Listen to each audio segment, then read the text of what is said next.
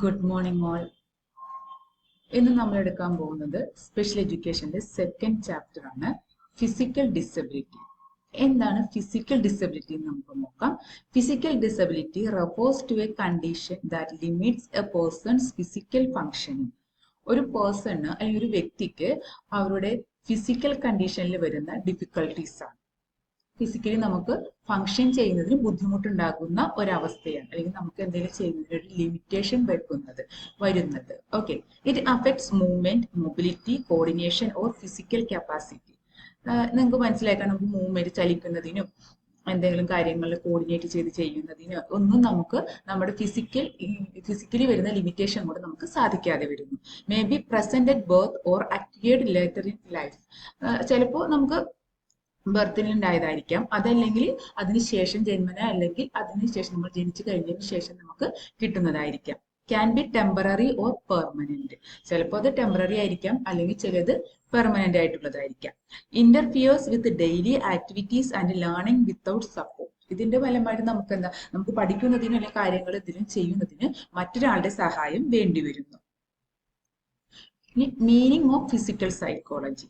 It involves impairment of body structure or function. നമ്മൾ definition പറഞ്ഞത് തന്നെയാണ് ഇതിൽ വരുന്നത്. ഈ പറഞ്ഞ സെയിം കാര്യങ്ങൾ തന്നെയാണ്.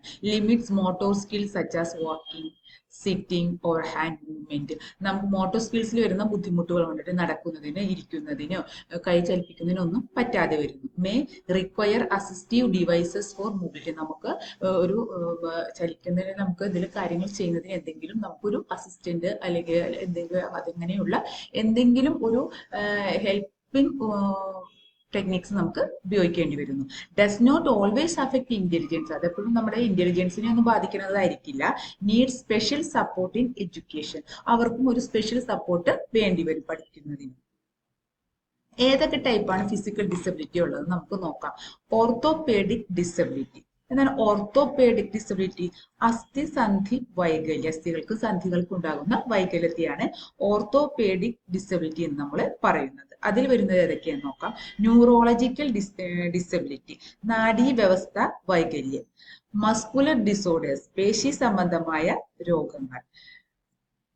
കൺജെനിറ്റൽ ഫിസിക്കൽ കണ്ടീഷൻസ്, നമുക്ക് ജന്മന ഉണ്ടാകുന്ന ശാരീരിക അവസ്ഥകൾ അല്ലെങ്കിൽ ജന്മന ഉണ്ടാകുന്ന വൈകല്യങ്ങളൊക്കെയാണ്. അക്വയേർഡ് ഫിസിക്കൽ ഡിസബിലിറ്റീസ്, ചിലപ്പോൾ പിന്നീട് ഉണ്ടാകുന്ന എന്തെങ്കിലും ശാരീരിക വൈകല്യങ്ങളായിരിക്കാം ഇത്. ഇതൊക്കെ കൊണ്ടും നമുക്ക് എന്തായിരിക്കും, മറ്റൊരാളുടെ ഹെൽപ്പ് ഇല്ലാതെ എന്തെങ്കിലും കാര്യങ്ങൾ ചെയ്യാനായിട്ട് സാധിക്കില്ല. ഓർത്തോപേഡിക് ഡിസബിലിറ്റീസ് അതെന്തൊക്കെയാണെന്ന് നോക്കാം. It affect bones, joints and muscles. എന്തൊക്കെയാണ്? Limb deformities, fractures, spinal deformities. It may cause difficulty in walking or posture. ചിലർക്ക് നന്നായിട്ട് നടക്കുന്നതിനോ അല്ലെങ്കിൽ നന്നായിട്ട് ഇരിക്കുന്നതിനോ, ഒരു പോസ്റ്ററിൽ ഇരിക്കുന്നതിനൊന്നും നടക്കണമെന്നില്ല. Often require physiotherapy. നമുക്ക് സാധാരണയായിട്ട് ചെയ്യുന്നത് ഫിസിയോതെറാപ്പി ഒക്കെയാണ്. Mobility aids may be needed. അതല്ലെങ്കിൽ നമുക്ക് അതിന് വേണ്ടിയിട്ട് എന്തെങ്കിലും ഒരു എയ്ഡ് അല്ലെങ്കിൽ മൊബിലിറ്റിക്ക് വേണ്ടിയിട്ടുള്ള എന്തെങ്കിലും എയ്ഡ് ഒക്കെ നമ്മൾ യൂസ് ചെയ്യേണ്ടി വരും. ന്യൂറോളജിക്കൽ ഡിസബിലിറ്റീസ് എന്തൊക്കെയാണെന്ന് നോക്കാം. ഇതൊക്കെ ഫിസിക്കൽ ഡിസബിലിറ്റീസിൽ വരുന്ന ടൈപ്സ് ആണ്. Caused by damage to nervous system. Nervous സിസ്റ്റത്തിനെ ബാധിക്കുന്നതാണ്. Cerebral palsy, spinal cord injury ഒക്കെ ഇതിന് എക്സാമ്പിൾസ് ആണ്. Affect muscle control and coordination. May involve speech and motor difficulties. Requires long term support. Muscular disorders എന്തൊക്കെയാണെന്ന് നമുക്ക് നോക്കാം. Muscular ഡിസോർഡേഴ്സിൽ വരുന്നത് ഏതൊക്കെയാണ്? Muscular dystrophy. It causes progressive muscle weakness. എപ്പോഴും നമുക്ക് അടിക്കടി ഉണ്ടാകുന്ന മസിൽ വീക്ക്നെസ് ആയിരിക്കും. Movement becomes difficult over time. Assistive devices are helpful. Congenital physical disabilities present at birth. നമുക്ക് ഇത് ജന്മന കിട്ടുന്നതാണ്. Caused by genetic or prenatal factors. ചിലപ്പോൾ ജന്മന നമുക്ക് ജനറ്റിക്കലി കിട്ടിയതായിരിക്കാം, അതല്ലെങ്കിൽ പ്രീനേറ്റൽ ഫാക്ടേഴ്സ് കൊണ്ടിട്ട് ഉണ്ടായതായിരിക്കാം. ക്ലബ് ഫുഡ്, ലിംബ് ഡിഫിഷ്യൻസി ഒക്കെ ഇതിന്റെ എക്സാമ്പിൾസ് ആണ്. Early intervention is important. Medical and educational support needed.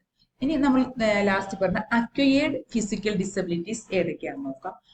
Occur after birth, അതായത് നമ്മൾ ജനിച്ചു കഴിഞ്ഞ ശേഷം കിട്ടുന്നതാണ്. Caused by accidents, illness or injury. Examples: burns, amputations, paralysis. May be sudden or gradual. Rehabilitation is essential. ഇനി physical ഡിസബിലിറ്റീസിന്റെ causes എന്തൊക്കെയാണെന്ന് നോക്കാം. Prenatal causes, perinatal causes, postnatal causes, accidents and injuries, diseases and infections ഒക്കെ കൊണ്ടിട്ട് നമുക്ക് ഈ prenatal causes, ഇതിന്റെ prenatal കോസസിൽ വരുന്നതാണ് നമ്മൾ പെരിനേറ്റൽ കോസസ് എന്ന് പറയുന്നത്. Postnatal causes, accidents and injuries, diseases and infections. Prenatal causes തന്നെ ജനറ്റിക് ഡിസോർഡേഴ്സ് ഏതൊക്കെയാണെന്ന് നോക്കാം. ഏതൊക്കെയായിരിക്കും? Poor maternal nutrition, infections during pregnancy, exposure to drugs or alcohol, radiation exposure.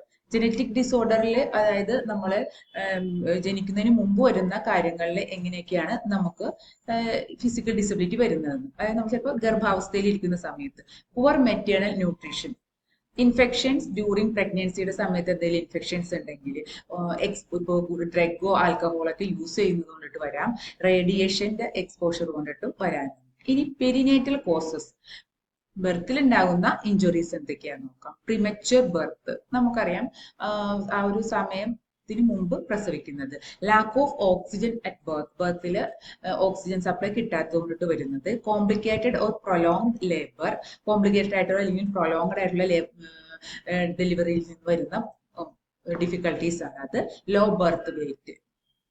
ഇനി postnatal causes, accidents and trauma, polio or other infections, tumors or neurological diseases, malnutrition, environmental factors. Physical disabilities ഉള്ള കുട്ടികളുടെ educational needs എന്തൊക്കെയാണെന്ന് നോക്കാം. Accessible learning environment, എങ്ങനെയാണ് നമുക്ക് കൊടുക്കാൻ പറ്റുന്നത്? Adapted teaching methods, അവർക്ക് ആവശ്യമുള്ള ടീച്ചിങ് മെത്തേഡ്സ് ഒക്കെ അഡാപ്റ്റ് ചെയ്യുക. അസിസ്റ്റീവ് ഡിവൈസസ് യൂസ് ചെയ്യുക. Emotional and social support. Equal participation in activities. അവർക്ക് കൊടുക്കുന്ന ടീച്ചിങ് സ്ട്രാറ്റജീസ് എങ്ങനെയായിരിക്കും നോക്കാം. Individualised instruction, curriculum adaptation, use of assistive technology, flexible teaching methods, positive reinforcement. ഇനി ക്ലാസ് റൂമിൽ കൊടുക്കാൻ പറ്റുന്ന adaptations, barrier free class room layout, proper seating arrangement കൊടുക്കുക, wheel chair വേണമെന്നുണ്ടെങ്കിൽ അത് കൊടുക്കുക, യൂസ് ഓഫ് റൈറ്റിംഗ് എയ്ഡ്സ്, അതുപോലെ എക്സ്ട്രാ ടൈം ഫോർ ടാസ്ക് ഒക്കെ അച്ചീവ് ചെയ്യുന്നതിന് കുറച്ച് എക്സ്ട്രാ ടൈം കൂടി നമ്മൾ അവർക്ക് കൊടുക്കുക. Instructional strategies, break task into smaller steps. ഇപ്പൊ നമ്മൾ നോർമൽ ചിൽഡ്രന് കൊടുക്കുന്ന പോലെ ഒറ്റയടിക്ക് ഇത്ര ദിവസത്തിനുള്ളിൽ അത് എഴുതി കൊണ്ടുവരിക, അതിന് ഹോംവർക്ക് കൊടുക്കുക, ഇങ്ങനെ ചെയ്യാതെ നമ്മൾ എന്ത് ചെയ്യുക, അവർക്ക് അതൊന്നും കട്ട് ഷോർട്ടാക്കി കൊടുക്കുക. കുട്ടികളെ സംബന്ധിച്ച് ഓഡിയോ വിഷ്വൽ എയ്ഡ്സ് ഒക്കെ അവർക്ക് യൂസ് ചെയ്ത് കൊടുക്കാൻ പറ്റും. Provide notes or printed materials ആണെങ്കിൽ അവർക്ക് കുറച്ചും കൂടി എളുപ്പമായിരിക്കും. Allow alternative methods of response, encourage peer support. ഇനി എന്തൊക്കെയാണ് അസിസ്റ്റീവ് ഡിവൈസസ് ആയിട്ട് നമുക്ക് കൊടുക്കാൻ പറ്റുന്നത്? Wheel chairs and walkers, adaptive writing tools, computers and tablets, speech to text software, special furniture. ഇനി ഇവിടെ ഒരു സ്പെഷ്യൽ എഡ്യൂക്കേറ്റർ ടീച്ചറിന്റെ റോൾ എന്താണെന്ന് നോക്കാം. അണ്ടർസ്റ്റാൻഡ് ചൈൽഡ്സ് ഫിസിക്കൽ ലിമിറ്റേഷൻ, കുട്ടികൾക്കുള്ള ഫിസിക്കൽ ലിമിറ്റേഷൻസ് അവർ മനസ്സിലാക്കുക. എൻകറേജ് ഇൻഡിപെൻഡൻസിനെ അവരെ എൻകറേജ് ചെയ്യുക.